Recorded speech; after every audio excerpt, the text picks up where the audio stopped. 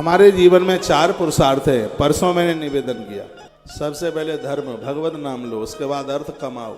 हमने तो यहाँ तक पढ़ लिया, जवान होके जो कमाता नहीं है, माता पिता के ही धन से अपना गुजारा करता है, वो अन्न नहीं खा रहा, वो बपन जिसे उल्टी कहते हैं, वो तो उल्टी चाट रहा है। 25 का होवे, अपनी कमाई का रुपया उसके हाथ में। धर्म के बाद अर्थ है। सबसे पहला काम, प्रातः जागिए, भगवत भजन आराधना जो भी कुछ करते हैं, टूटी फूटी पूजा पाठ जो वो कीजिए। उसके बाद कमाने को जाइए, धर्म अर्थ। उसके बाद में काम, थोड़ा परिवार के लिए समय दीजिए, बच्चों को समय दीजिए, परिवार को समय दीजिए। परिवार उनके फिर बिखर जाते हैं जिनके पास टाइम नहीं है। उसके बाद में मोक्ष, रात्रि को बिस्तर पर जाएं तो दुकान को दुकान के अंदर बंद करो, हिसाब के अंदर। माइग्रेन हो जाएगा, बीमारी हो जाएगी। मोक्ष का मतलब ये नहीं है कि मरने के बाद आलीशान कमरा मिलेगा।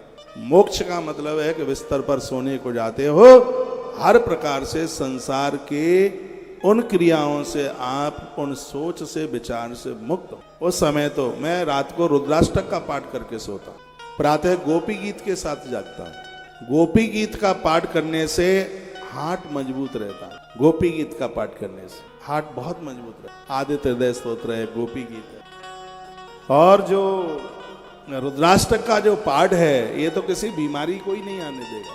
ये 2 पाठ बड़े अद्भुत है, मैंने कई बार उसकी चर्चा की है। तो कुछ ऐसा जीवन जिया जाए भाई तो आनंद है। छोटी बेटी और रोटी की बात कर रहा था। बेईमानी की रोटियां नहीं चाहिए, बिल्कुल नहीं चाहिए, कभी नहीं चाहिए।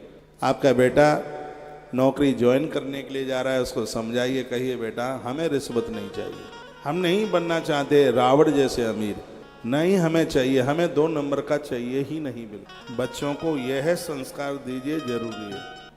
नहीं तो पढ़ लिख करके बड़े होते हैं, कमाते हैं, उल्टा पुल्टा कमाते हैं, फिर वो सब भोगना पड़ता है, सब भुगतना पड़ता है। जवान बच्चे की मृत्यु हो जाए तो ये किसी अपराध का परिणाम नहीं है क्या? बिल्कुल अपराध का ही परिणाम। बुरे काम का बुरा नतीजा नहीं मानो तो कर देखो।